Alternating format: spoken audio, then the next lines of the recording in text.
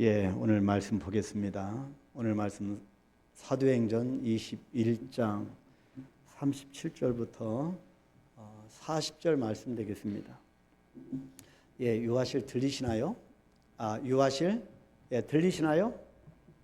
유아실 좀 약간 문을 좀 열어 놓으셔야 될 것 같아요. 전혀 반응이 없으신 거 보니까 방송실 맨 밑에 세 번째 그 스위치를 맨 밑에 그 세 번째는 믹서기 앰프 맨 밑에 거기 오른쪽에 한번 스위치를 켜주시고요. 맨 밑에 오케이. 방송실 들리시나? 유아실 들리시나요? 오케이. 감사합니다. 오늘 짧은 본문이지만 우리가 사도행전 21장 37절부터 40절 말씀 우리 다 같이 한 목소리로 합독하도록 하겠습니다. 37절부터 같이 있습니다. 바울을 데리고 영내로 들어가려 할 그때에 바울이 천부장에게 이르되 내가 당신에게 말할 수 있느냐? 이르되 내가 헬라 말을 아느냐? 그러면 내가 이전에 소요를 일으켜 자객 4,000명을 거느리고 광야로 가던 애굽인이 아니냐? 바울이 이르되 나는 유대인이라 소음이 아닌 길리기아 다소시의 시민이니 청컨대 백성에게 말하기를 허락하라 하니 천부장이 허락하거늘 바울이 층대 위에 서서 백성에게 손짓하여 매우 조용히 한 후에 히브리 말로 말하니라. 아멘. 제가 요즘 이 체력에 어떤 과부하가 걸린 것 같아요. 그래서 좀 어지럼증이 좀 있고 한데 가만히 보니 왜 그럴까 이렇게 봤더니 9월 첫째 주에 중국 갔다 온 것이 굉장히 무리가 됐던 것 같아요. 그래서 갔다 온 이후로 거의 잠을 못 잔 것 같아요. 거의 한 3시간, 어떤 때는 4시간, 그래서 계속 강행군을 수련회라고 하는 것이 좀 그렇습니다. 그래서 아마 쉬지 못하고 이렇게 달려온 것 때문에 좀 금방 회복될 줄 알았는데 제가 가만히 보니까 저도 60대더라고요. 저는 30대, 40대인 줄 알았어요. 여전히. 그랬더니 가만히 왜 이렇게 회복이 더딜까 했더니 그런 이유가 있는 것 같습니다. 여러분 이해하시고 또 하나님이 이 단에만 쓰면 또 새 힘을 주시는 하나님이니까 우리가 이 하나님이 말씀하고자 하는 이 본문을 통하여서 분명히 충분히 하나님 우리에게 말씀하실 줄 믿습니다. 자, 9월은 믿음의 달이죠. 여러분 믿음대로 지금 살고 계시지요. 오늘도 어김없이 믿음으로 행군하는 성도 여러분들을 격려하며 축복합니다. 오직 믿음입니다. 오늘 우리가 읽은 본문은 믿음의 사람 바울이 걸어가는 담대한 삶을 기록하고 있습니다. 자, 왜 담대한 삶이라고 제가 했는지 조금 이 말씀을 들으면서 이해하실 겁니다. 지금 바울이 3차 선교 여행을 마치고 예루살렘에 돌아왔지요. 저번 주 이 내용입니다. 그런데 바울을 기다리는 것이 무엇입니까? 환대였습니까? 아닙니다. 적대감을 가지고 있는 유대인들, 게다가 자신을 믿어주지 못하는 유대인 그리스도인들, 그리고 초대 교회 때와는 달리 영성과 능력을 상실해 버린 채 그저 사람들의 눈치만 살피는, 사람들에게만 더 집중하는 예루살렘 교회의 결례에 대한, 예식에 대한 제한만이 기다릴 뿐이었습니다. 1차, 2차, 3차 정말 성령의 인도함 가운데 하나님의 나라를 확장하고 돌아온 이 바울을 기다리는 것이 바로 이런 것이었습니다. 이런 가운데 바울은 놀랍게도 거기에 대적하지 않고 예루살렘 교회의 지도자들이 요구하는 이 결례에 대한 요청을 말없이 따릅니다. 받아들이고 수용했습니다. 그리고 예고되었던 고난까지 묵묵히 받습니다. 이것이 바울의 강인함을 뛰어넘은 유연함이었습니다. 그래서 바울의 사역의 초창기부터 쭉 중반 또 후반부에 가면 예수 그리스도 앞에서 완전히 녹아진 바울의 모습을 볼 수가 있습니다. 자, 이것은 이전 바울의 모습이 아니었지요. 다 받아들이고 수용하고, 바울은 성령의 인도하심을 받아 앞을 내다보는 영성의 고수였고요. 자기와 생각이 다른 지도자들의 제안을 받아들이면서까지 아주 철저하게 낮은 자가 되어서 사람들과의 관계를 회복하는 관계의 고수였기 때문에 가능했습니다. 관계가 회복하고 관계가 건강한 관계가 되기 위해서는 내가 팔팔이 살아있으면 그 관계가 공동체가 참 어렵습니다. 근데 이 바울은 관계의 고수의 모습을 보여주었습니다. 고난 속에서 믿음으로 더 성숙해지고 단단해져가는 이 믿음의 고수 바울을 통해서 우리의 믿음도 더욱 성숙해 가기를 간절히 소망합니다. 자, 9월 달에 우리 믿음이 더 성장하고 고수가 되어야 하지 않겠습니까? 자, 그러기 위해서 첫 번째 모습입니다. 바울의 회심 이야기입니다. 바울이 인생 가운데, 사역의 현장 가운데 어떤 이야기로 지금 채우고자 하는가입니다. 여러분의 인생에 어떤 이야기로 지금 채우고 계십니까? 예루살렘 교회 지도자들이 유대인들의 환심을 사고자 했던 결례 시행 제안은 아무 효력을 얻지 못한 채 성령님께서 이미 예언하셨죠. 예루살렘 가면 고난을 받을 것이다, 결박받을 것이다. 이미 성령께서 예언하신 것처럼 바울에게 적대감을 가진 유대인들은 결국 성난 폭도로 변하고 말았습니다. 여러분, 우리가 예수를 잘 믿고 우리가 복음에 붙잡히면 모든 장소에서 모든 사람에게 환영을 받을 줄 알았는데 그러지 못할 때가 있습니다. 그럼 믿음이 잘못된 것인가? 그렇게 초보 신앙을 갖고 있을 때는 이것이 헷갈려집니다. 근데 그게 아니라는 거죠. 자, 폭도로 변했습니다. 그리고 바울을 성전에서 잡아 포박하고 성문 밖으로 내어쫓고 곤욕을 주었습니다. 이것이 오늘 본문의 배경입니다. 저번 주 시간에 우리가 읽었죠. 다시 한번 읽겠습니다. 사도행전 21장 27절부터 30절 우리 다 같이 읽겠습니다. 바울이 어떤 환경에 처했는지를 한번 보겠습니다. 그 이래가 거의 참에 아시아로부터 온 유대인들이 성전에서 바울을 보고 모든 무리를 충동하여 그를 붙들고 외치되 이스라엘 사람들아 도우라.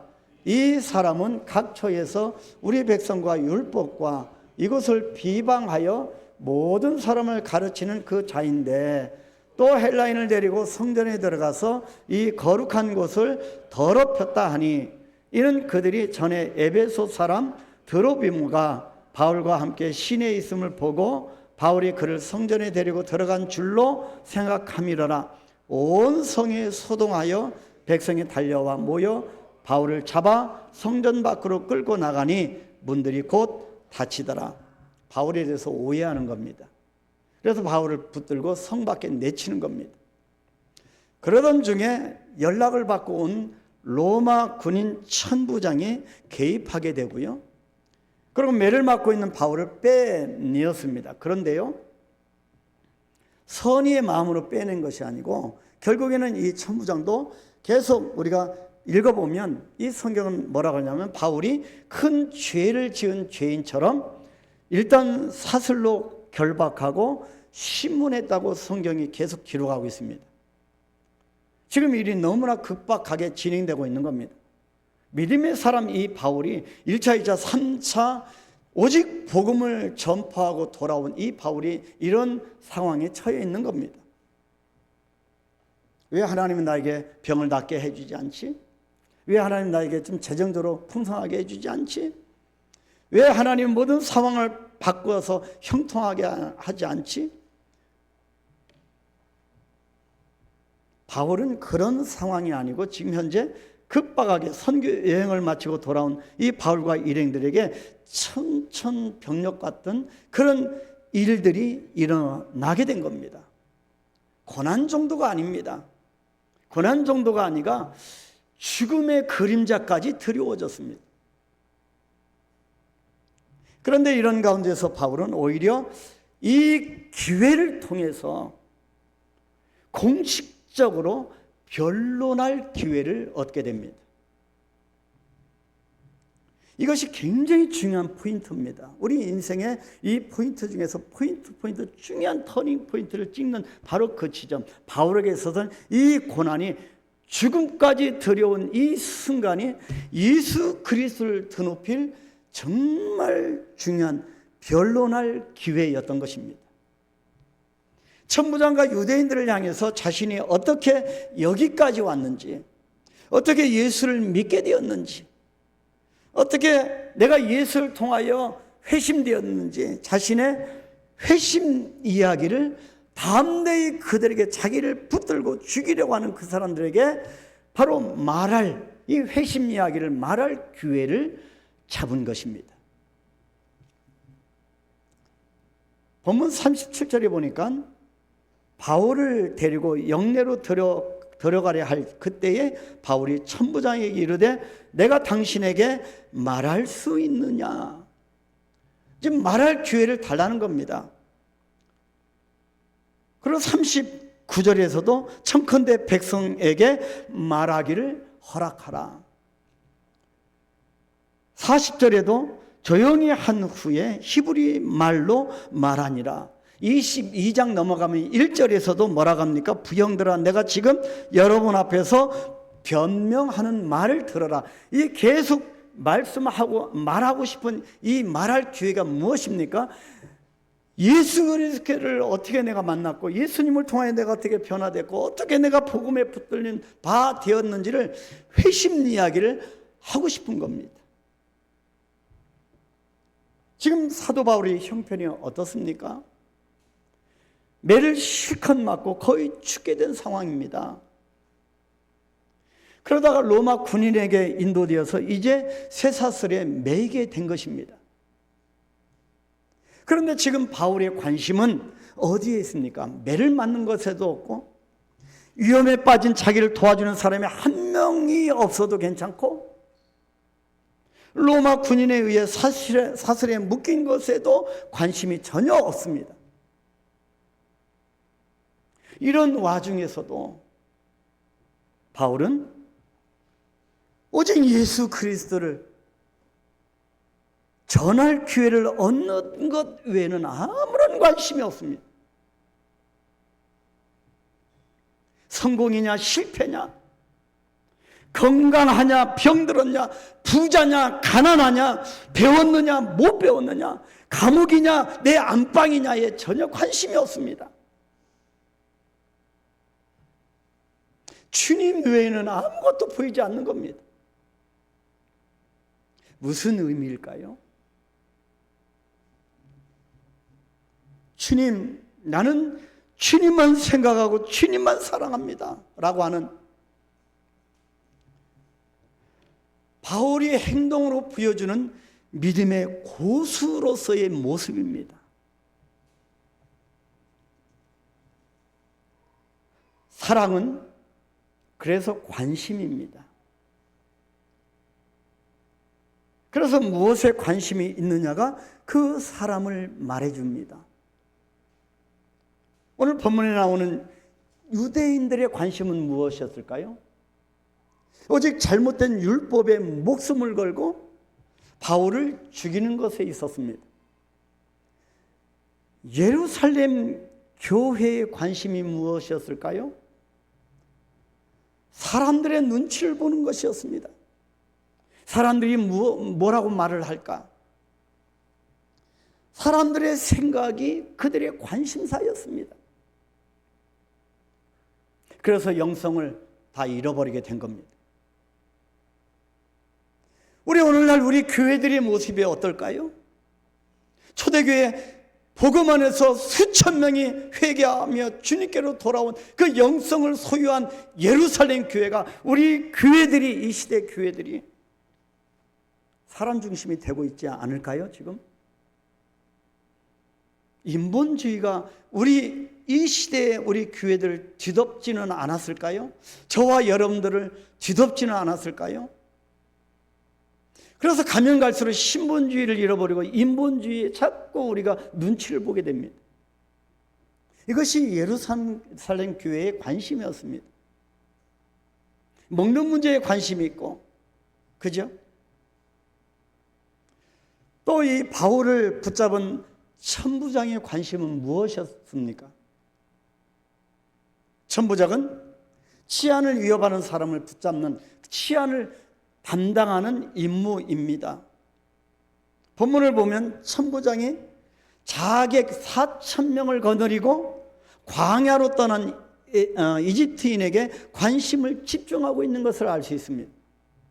전혀 관심의 포커스가 다른 데 있는 겁니다. 우리의 관심이 어디 있습니까, 여러분? 우리의 관심이 주님이 원하시는 관심과 그 포커스가 한참 다른 데 있다 하면 이것이 비극 아니겠습니까? 그런데 바울의 관심은 죽을 지경에 있든지 어떤지 상관하지 않고 바울의 관심은 오직 예수 그리스도였습니다. 어떻게 하면 이 예수님을 좀 더 잘 전할 수 있을까? 그래서 지금 잡혀가는 와중에서도 천부장에게 하는 말이 내가 당신에게 말할 수 있느냐? 말할 기회를 달라는 것입니다. 내가 어떻게 예수 그리스도 안에서 나 같은 사람이 회심이 했는지 회심의 이야기를 들려주고 싶다는 겁니다.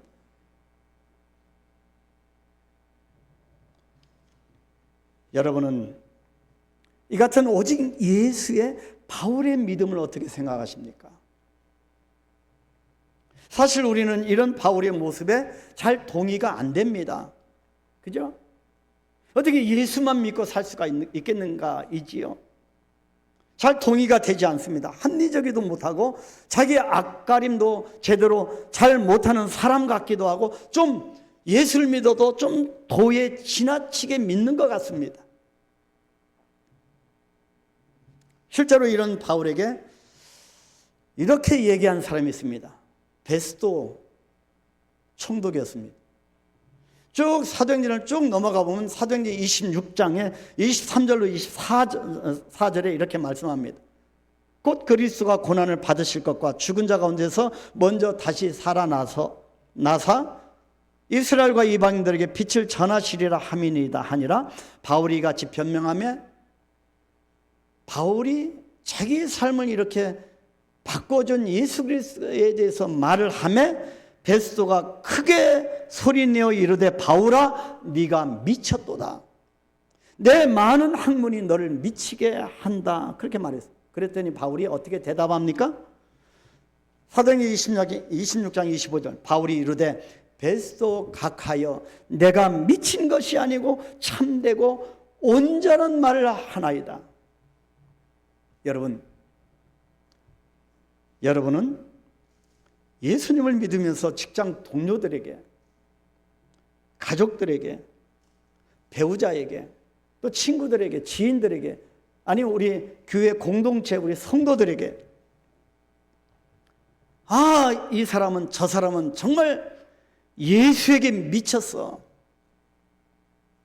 이런 말 들어보신 적이 있으신가요? 예수께 집중하지 아니하면 우리는 다른 것에 집중하게 되어 있습니다. 이것이 사람입니다. 근데 분명한 것은 예수께 집중하면 하나님이 함께 하신다는 사실입니다. 이것이 바울의 회심 이야기, 믿음의 고수로 되어지는 바울의 회심 이야기, 오직 예수 그리스도의 모습이었습니다. 자, 두 번째 모습은 고난 속에서 성숙해지는 바울의 믿음을 볼 수가 있습니다. 여러분, 미리 말씀드리지만 고난은 이런 면에서 여러분의 축복이 될 수 있습니다. 병듦이 오히려 하나님이 역사할 수 있는 기회입니다. 지금 잡혀가는 고난 속에서도 천부장에게 내가 당신에게 말할 수 있느냐라고 하는 바울의 말에서 우리가 배울 수 있는 또 한 가지는 바울의 고난에 대한 태도입니다. 여러분, 이 고난의 정의가 뭘까요?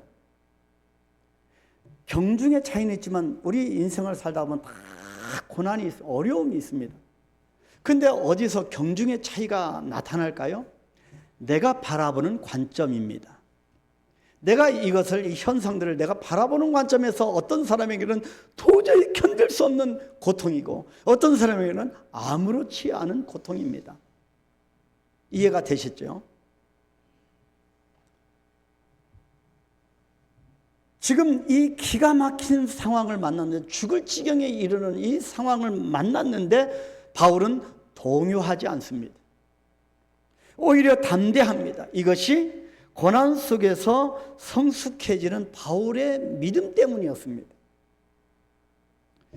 사실 짧건 길건 한 번의 삶, 그래서 일생이라고 합니다. 한 번 일생입니다. 이 일생을 사노라면 작든지 크든지 예기치 않은 일을 만나게 됩니다. 때로는 잔잔한 파도가 밀려오기도 하고 때로는 큰 쓰나미가 물려오기도 합니다. 때로는 갑작스럽게 지진처럼 마치 나의 전 존재를 집어삼킬 정도로 다가옵니다. 아무것도 못하는 무기력증에 빠질 수가 있는 거죠. 이 지진과 이 쓰나미처럼 몰려오면 어찌할 바를 모릅니다.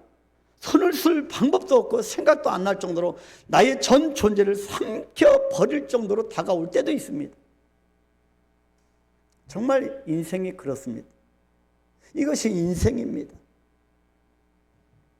예수님은 우리에게 당신을 믿는다고 이런 인생의 크고 작은 파도에서 나를 열애시켜 주겠다고 약속한 적이 없습니다.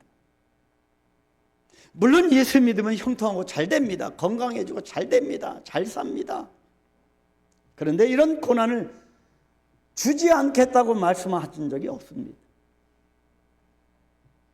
오히려 나를 따라오려거든 자기를 부인하고 십자가를 져야 한다고 말씀합니다. 9월은 믿음의 달입니다. 확신의 믿음을 갖기 위해서 우리가 요즘 계속 새벽 기도에 여호수아서를 묵상하는데 정말 여러분 담대한, 여러분 이 믿음이 생기지 않습니까? 확신의 믿음이 생깁니다.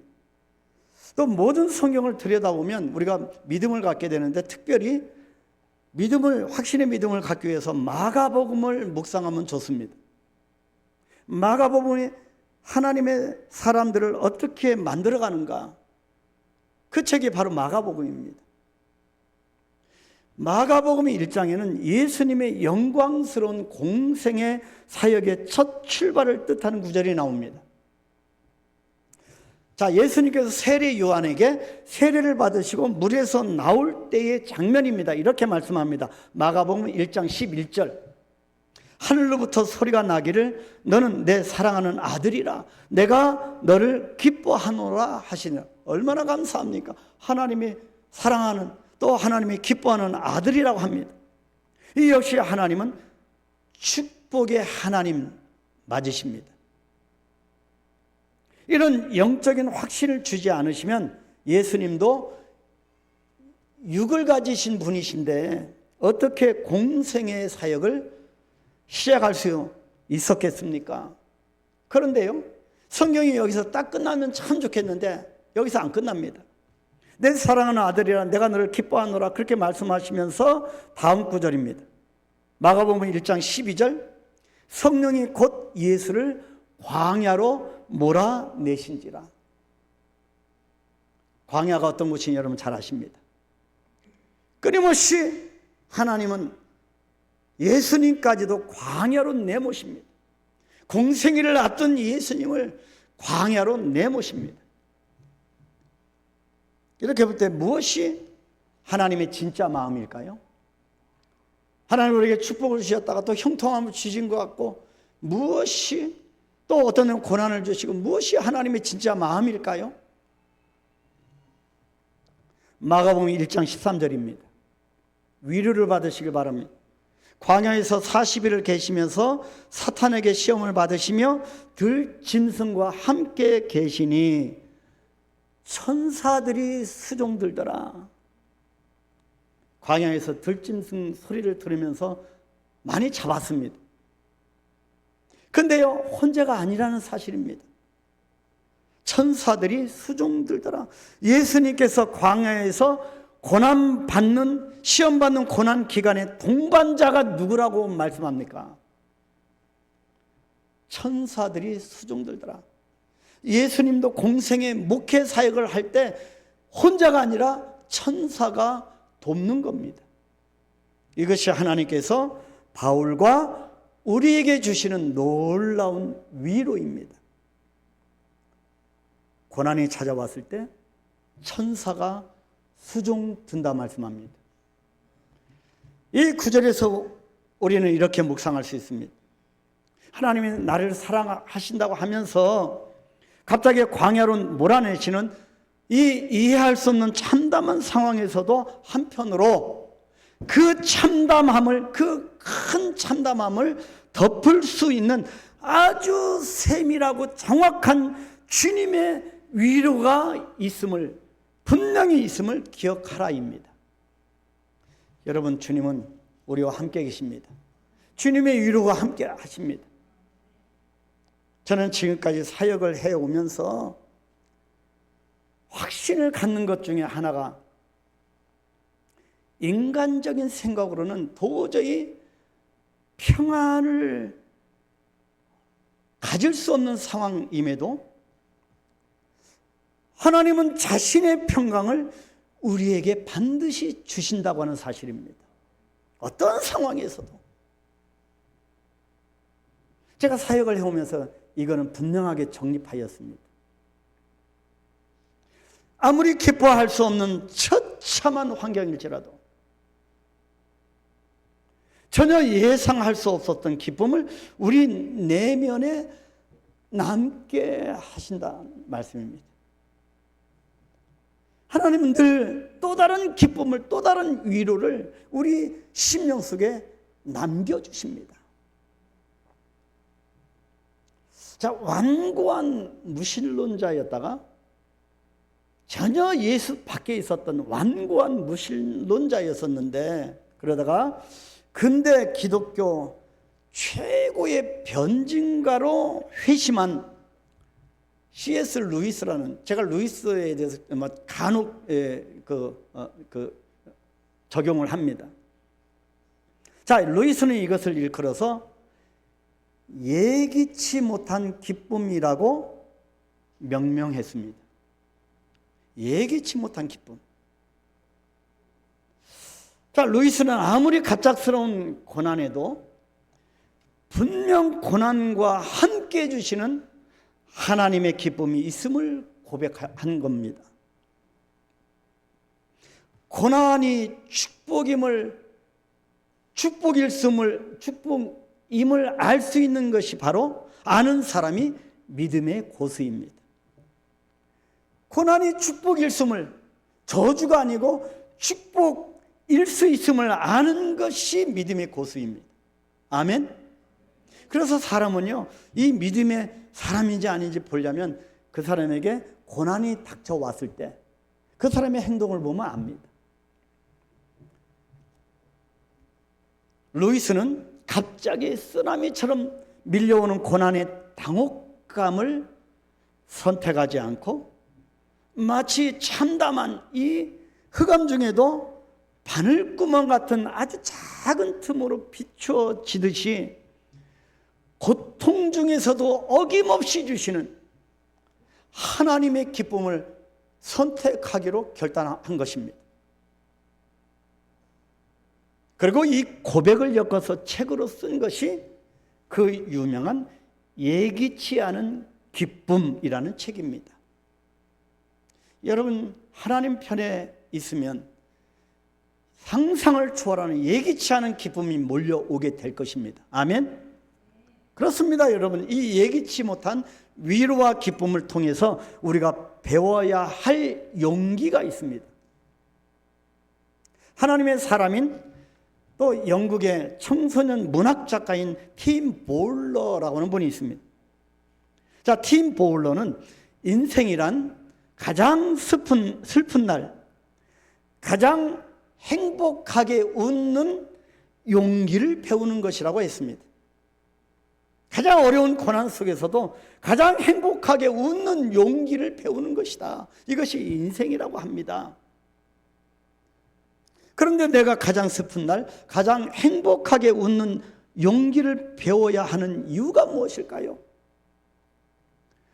내가 고통스럽고 눈물 나는 일이 있을 때 눈물 흘리지 않고 웃을 수 있고 기쁨을 소유할 수 있는 이유가 무엇일까요? 그냥 인생이 그렇지 뭐. 인생이 그러니까. 그래도 웃어야 하니까. 그 정도의 수준일까요? 팀 보울러는 그 이유에 대해서 아주 중요한 얘기를 했습니다. 가장 슬픈 날에 가장 행복하게 웃을 수 있는 이유는 하나님께서는 기쁨과 슬픔의 경계선에서 일하시기 때문이라고 했습니다. 고난 중에도 일하시고 형통한 중에도 일하시는 그 경계 어디선가 하나님은 여전히 일하시기 때문에 우리가 웃을 수가 있는 겁니다. 이것이 고난 속에서 성숙해지는 바울의 믿음이었습니다. 이런 바울이 어떤 삶을 살아갑니까? 세 번째입니다. 내 이야기일까? 그들의 이야기일까? 그분의 이야기일까? 여러분의 인생 가운데 무슨 이야기로 채우기를 원하십니까? 제가 결혼하고 좀 늦게 자녀를 출산했잖아요. 근데 늘 우리 같은 또래는 늘 손주들 보고 막 푸사에 올리고 나도 언젠가는 한번 손주 푸사에 사진을 한번 올리리라. 어디 가서 빨리 아기를 만나러 와라. 가끔씩 그랬는데 자주간 할아버지를 만들기 위해서 그런지 자주간 한 달 먼저 수술하고 그렇게 빨리 태어났습니다. 근데 제가 생각할 때 새 생명에 하나님이 주신 것도 기쁨이 있는데 근데 과연 나의 인생의 이야기를 이 손주들로 채울 것이냐, 이 아이의 이야기는 무엇으로 채워줘야 할 것인가, 그 부분에서 깊이 이 말씀을 설교를 준비하면서 생각하게 되었습니다. 여러분, 우리가 할아버지 할머니 때에 대해서 손주들 이야기로만 채워서는 되겠는가입니다. 그래서 바울이 내 이야기, 그들의 이야기, 그분의 이야기, 어떤 이야기를 바울이 지금 채우고 있는가가 중요합니다. 바울은 지금 이 하나님을 어디서 만나보고 있습니까? 3차 선교 여행의 모든 일정을 지켜주시고 도와주신 하나님께 영광을 돌리면서 기뻐하는 순간 이렇게까지 갑자기 올 줄 몰랐던 고난과 죽음 앞에서 또 슬픔과 기쁨의 경계선에서 그는 전혀 동요하지 않고 여전히 주님의 일하심을 보고 있었던 것입니다.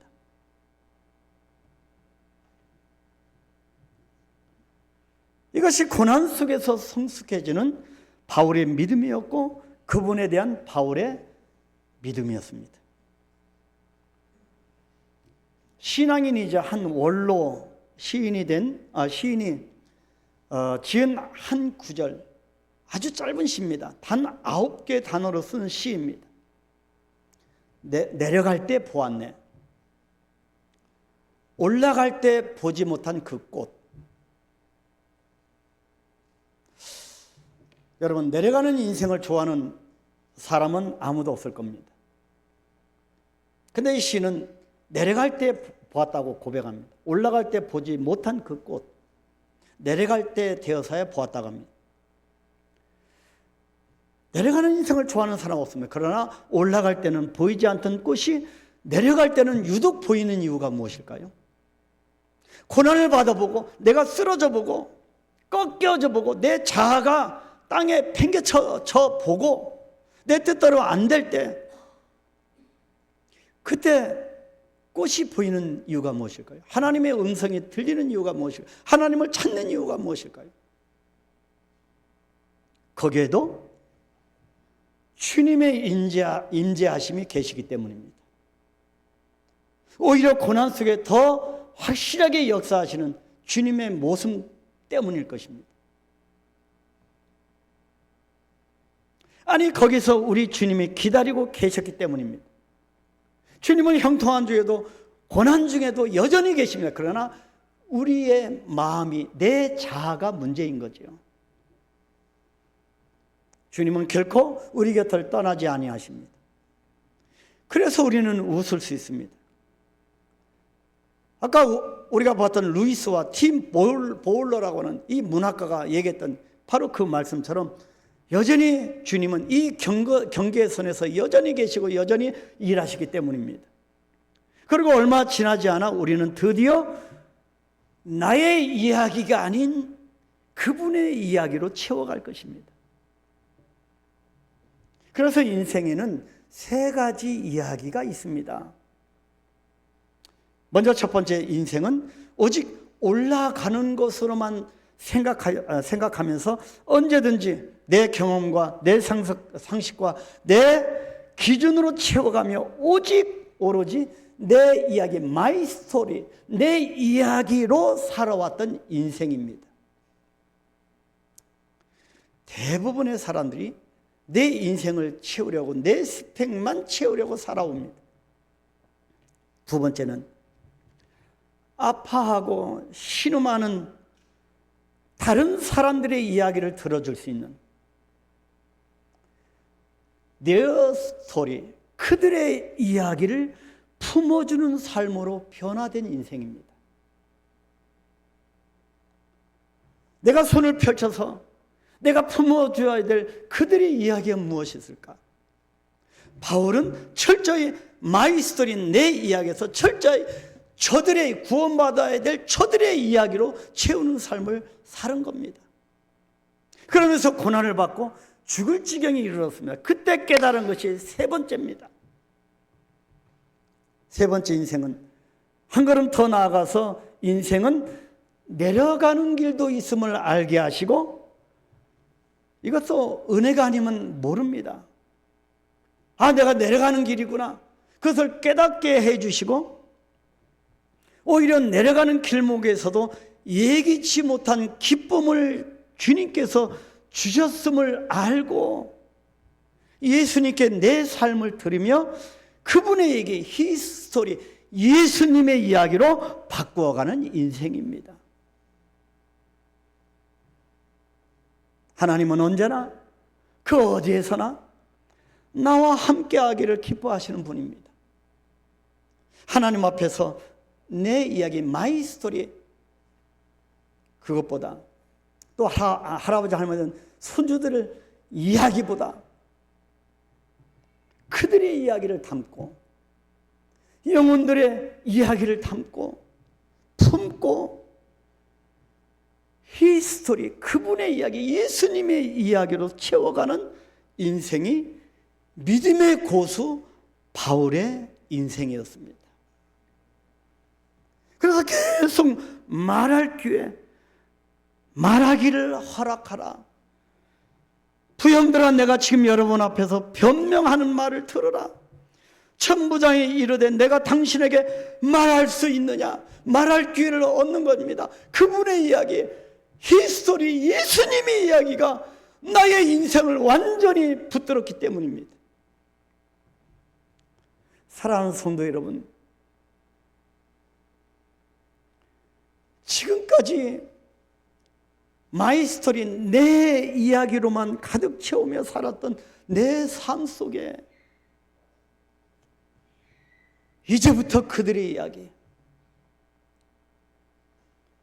또 그분의 이야기로, 예수님의 이야기로 채우지 않으시겠습니까? 다시 묻습니다. 지금까지 내 이야기로 가득 채우며 살았던 내 삶 속에 이제부터 그들의 이야기, 또 그분의 이야기, 예수님의 이야기로 채우지 않으시겠습니까? 하나님이 계시지 않는다고 느낄 정도로 힘든 상황에 놓여 있을 때, 도저히 내가 안 된다, 더 이상 힘들다, 내가 포기하고 싶고 손을 놓아버리고 싶을 때, 주님은 분명히 나와 함께 계신다고 믿음으로 고백하지 않으시겠습니까? 그 어떤 우겨싸움을 당하는 가운데서도 기쁨과 슬픔의 경계선에서 일하시는 주님을 고백하며 인생의 담대한 믿음 속에서, 또 고난 속에서도 저와 여러분 모두 더욱더 성숙해 가는 믿음의 고수가 되시기를 주님의 이름으로 축복합니다. 이 시간 한번 기도할까요? 내가 지금까지 살아오면서 평생 내 이야기로 채워왔고 나 중심의 이야기를 써 내려온 인생인데, 하나님 이제는 바뀌기를 원합니다. 하나님, 내 눈에 다른 사람의 이야기가 보여지게 하옵소서. 고통 가운데 신음하고 있는 와서 도우라고 하는 이 사람들의 간절한 목소리가 들려지게 하옵소서. 그들의 이야기를 통하여 결국에는 앞으로 남은 생에는 예수님의 이야기, 히스토리, 오직 주님의 이야기로 채워가는 인생이 되게 하여 주옵소서. 한번 기도하겠습니다. 오 하나님 아버지, 하나님 아버지, 우리의 관심이 어디 있었습니까? 오직 나의 이야기였습니다. 하나님 아버지, 하나님 아버지, 나의 이야기를 벗어나서 영혼들의 이야기, 수많은 구원받아야 될 영혼들을 향해 달려간 바울, 그 가운데서 오해를 받아 죽음의 지경까지 이르는 바울의 삶의 모습을 통하여 이제는 예수 그리스도의 이야기, 나를 이렇게 회심시켜주고 나를 이렇게 은혜 주시는 예수님의 이야기로 채워가는 바울의 이야기를 우리가 들었습니다. 하나님, 우리도 바울처럼 믿음의 고수가 되어 오직 예수님의 이야기로 내 영혼을 채워 나아가게 하여 주옵소서. 그래 우리의 모든 관심이 오직 예수님이 하시는 일, 예수님의 일하심이 되게 하여 주시옵소서. 하나님, 뛰어넘게 하옵소서. 나의 이야기에 머무르고 있는 믿음에서 뛰어넘게 하여 주옵소서. 하나님, 나를 뛰어넘게 하옵소서. 나와 관련된 것, 나의 이익과 관련된 것을 뛰어넘게 하여 주옵소서. 그래서 하나님의 나라와 의를 위하여 달려갈 수 있도록, 그래야 하나님 아버지여, 이런 예수님의 이야기로 채우는 인생을 살아가는 하나님의 백성들이 우리 한강교회 더 많아지게 하여 주시옵소서. 그래야 하나님이 우리에게 맡겨준 사명을 감당할 수 있도록 주여 성령의 역사가 나타나는 우리 한강교회가 되게 하여 주시옵소서. 믿음의 고수로 우리를 이끌어 가실 하나님을 찬양하며 예수님의 이름으로 기도하옵나이다. 아멘. 자, 우리 찬양하겠습니다. 413장. 우리 찬양하면 하나님이 주시는 놀라운 평안을, 평생에 가는 우리 가운데 영혼의 평안을 주시는 하나님을 찬양하겠습니다.